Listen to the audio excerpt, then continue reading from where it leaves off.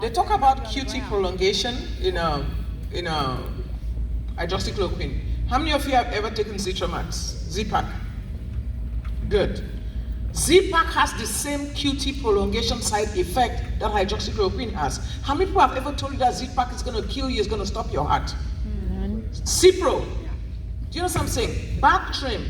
Do you know what these are medications, almost over 100 medications. Zofran, they all have the same QT prolongation that hydroxychloroquine has. It's ludicrous. Because if they're going to tell us that hydroxychloroquine is going to stop your heart, then Cipro will stop your heart. Zitromax will stop your heart. Bactrim will stop your heart. Those are medications we give around like candy. Yeah.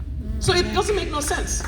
And if you can take this medication twice a day for 5 years, 10 years with lupus, with arthritis, how come it doesn't stop people's heart in lupus and arthritis? It only stops people's heart if they take it twice a day for 5 days in COVID. It does not make sense. Yeah. Do you understand what I'm saying? But they will tell you that that's part of the evil programming. So it's making patients scared to take this medication because, oh, it's going to stop your heart. In fact, when Sanjay Gupta said that thing on CNN, if I could have reached through that TV and punched him. That's why I came after him. I asked him, have you ever seen a patient? You're a neurosurgeon, for crying out loud. Why you sit down and say things about have you ever seen a COVID patient? When is the last time you placed a stethoscope on a patient's chest, Anthony Fauci? When? Yeah. Amen. Do you know what I'm saying? That is just evil programming, and it's making patients scared to take a medication that's going to treat them. It doesn't. I mean, I've given it to patients with AFib. I've put patients with stents, you know what I'm saying? It's actually protective. I had a patient coming that it's on dialysis, so I went to go dig up. What is it with? Found out that it's actually protective to the kidneys. Yeah. It's a safe drug. It's a very safe drug. And it's been around for over 50 years, 65 years to be precise. Don't let them tell that. If they tell you that, tell them fake science.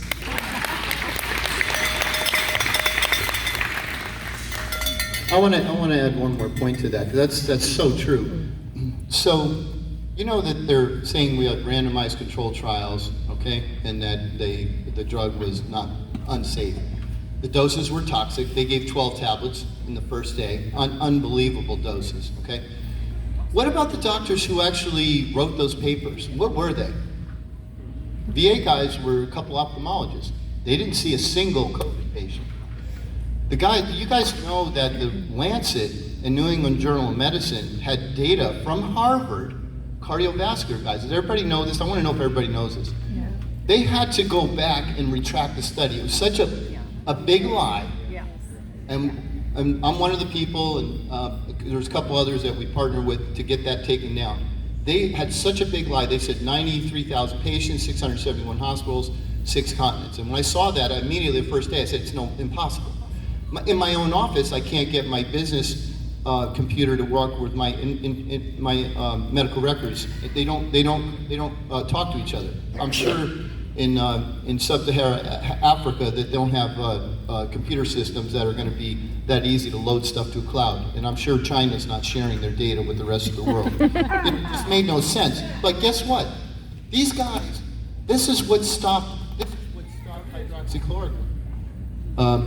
This is what stopped it. So if you guys don't know that story, I mean, Harvard doctors published in the New England Journal of Medicine and the Lancet trials that they faked data. They actually faked data. Does everybody know? Raise your hand if you actually knew it. No. All right. How many people didn't know it? I'm just curious. Okay. So, I mean, does that shock you? It's shocking that guys, these are Harvard educated. The head of the cardiovascular department put fake data out there to tell us, and they came out and they were gleeful. What was the worst part is they were gleeful. This put us like Dr. Emanuel said, this is diabolical. That's diabolical. You're gonna let people die. I mean, Eric Topol's the head of Medscape, and that day I said, why are you so gleeful? I said, first of all, I don't believe the study. I haven't even seen it. And I said, but why are you so gleeful? You should be sad. We thought we had something that worked. This should be a sad day, not a gleeful day. And it hurts me to see that this is happening, and that you have this disinformation campaign. It's so orchestrated, and if you think it is, it's because it is. Yes. It is orchestrated. How orchestrated is that? They're not even in trouble. None of these docs are in trouble. One guy lost his job. I mean, and on top of that, as I go forward with the rest of the studies, Boulware with his 2 trials, outpatients, he didn't see a single patient, neither did anyone else. They were all phone surveys. In the recovery, remap, and solidarity trials all over the world, 20,000 or so altogether, patients, not a single one of the authors saw a single patient. So as you hear, what inspires me when you hear Dr. Emanuel is she's looking those patients in the eye. She feels their suffering. They're crying out to her. They're not crying out to some guy sitting in a lab who's a statistician. They're not crying out. They're crying out to docs in their offices. Why are we passionate about it? That's why. Thank you.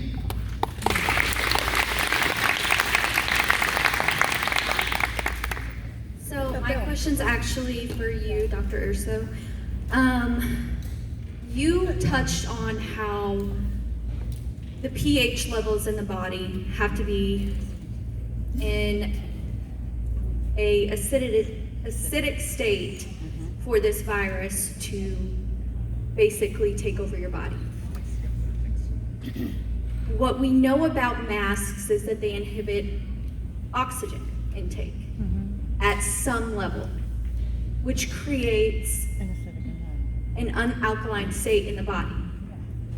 Is this a big reason on why we're seeing such an increase since people started wearing masks?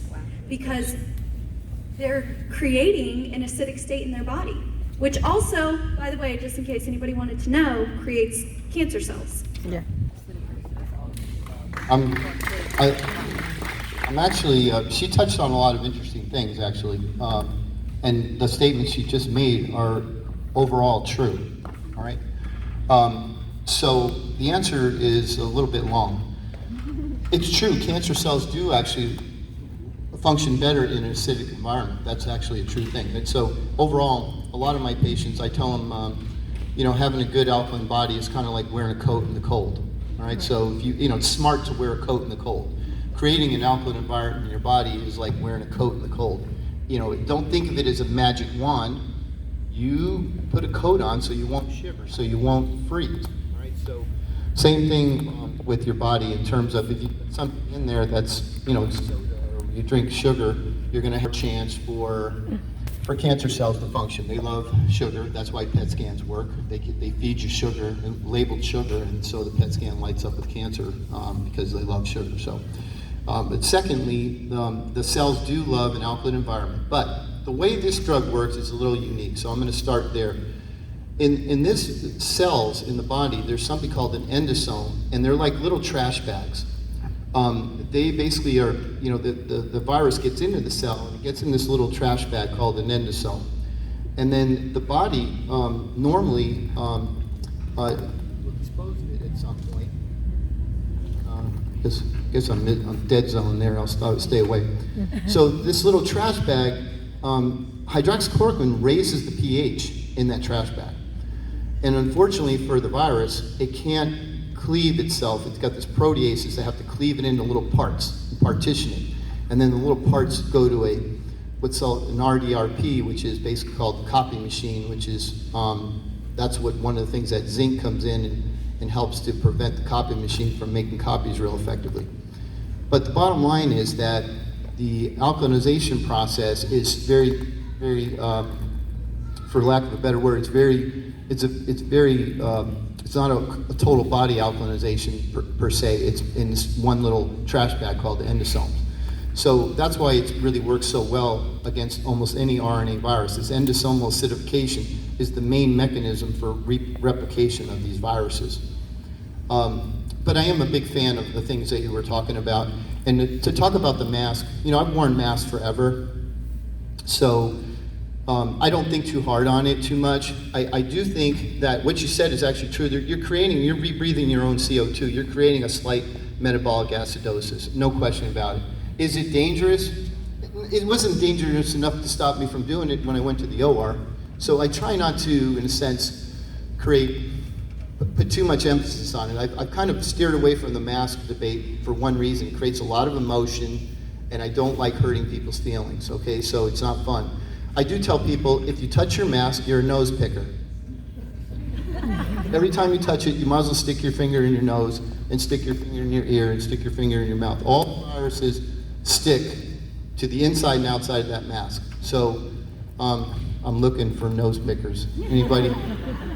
We're all nose pickers. We're always messing with it. And if you're in the OR, you'll find yourself, you will get chastised. I remember the first time, the reason I use that example, the first time I was in the OR as a student, I couldn't do anything, but I sat there and I touched my nose, and all of a sudden they raised this big thing, nose picker, get out of my OR. I was like, what are they talking to?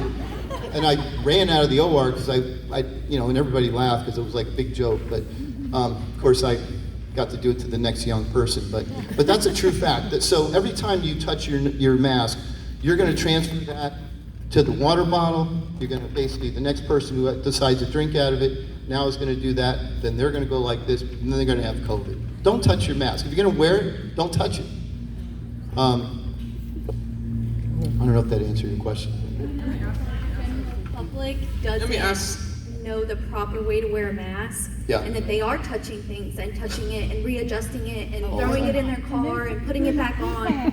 So it's increasing the transmission and it's increasing the spread, which is increasing the fear and the lockdowns. Yeah. It's common sense, but also one last question for you, and it's not to be condescending in any way, but are the ORs pumped with oxygen? Well, let me say this. We have oxygen in the OR all the time for patient use. So every time a patient comes in, we almost always give them some oxygen, extra oxygen. I don't know if the regular OR is. I doubt it actually, because it's kind of a waste of oxygen. But we give it to the patients almost every time you come in. If you're getting a case, they stick a nasal cannula if you're awake, or if you're going in the OR, they mix the gases, with the tube down your throat to just the right amount of oxygen. But basically, yeah, there's a lot of oxygen in the OR, no question.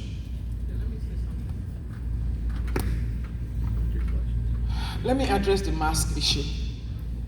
I think it's an unnecessary battle. Why I say it's an unnecessary battle is there are so many people because they don't, and this is what happens with humanity, period. When you don't have control over something, you pick a battle and start fighting a battle that is so unnecessary. The battle on mask or no mask is totally an unnecessary battle. The issue should be get prophylaxis. Do you understand what I'm saying? The battle on masks is unnecessary. Okay, let me put it this way. Is mask killing people? I don't know. Did you breathe your oxygen and get a little carbon dioxide in your system? Is it going to kill you? Probably not. I'm just saying that what that mask does is that it dehumanizes people. That's number one. The second thing it does is that it keeps everybody in fear. Do you understand what I'm saying? And of course, I wear a mask at work because it makes my patients comfortable. If I'm going to put a surgical mask on my face to keep my patients comfortable, I'm going to do it. Is the surgical mask on my face going to hurt me? Unlikely. If you want to wear a mask, wear a mask. If you don't want to wear a mask, don't wear a mask. I'm just saying that the whole argument about mask and get out of the store till you wear a mask is crazy. It is part of the craziness that they've put humanity in. So instead of us fighting and arguing about masks, please go get some hydroxychloroquine, get some ivermectin or something, and get some prevention, and quit arguing about something that's unnecessary. That's what I'm like. Thank you, guys. Thank you, great questions. I heard you say earlier that hydroxychloroquine doesn't really help cancer tumors, but I'm curious to know if it would help blood cancers. That's a tough question. So it's helped solid tumors. They've used it as adjunctive treatment in solid tumors, not really blood cancers that much. I'm a big fan if you really wanted to do something. There's a lot of good data that lymphomas,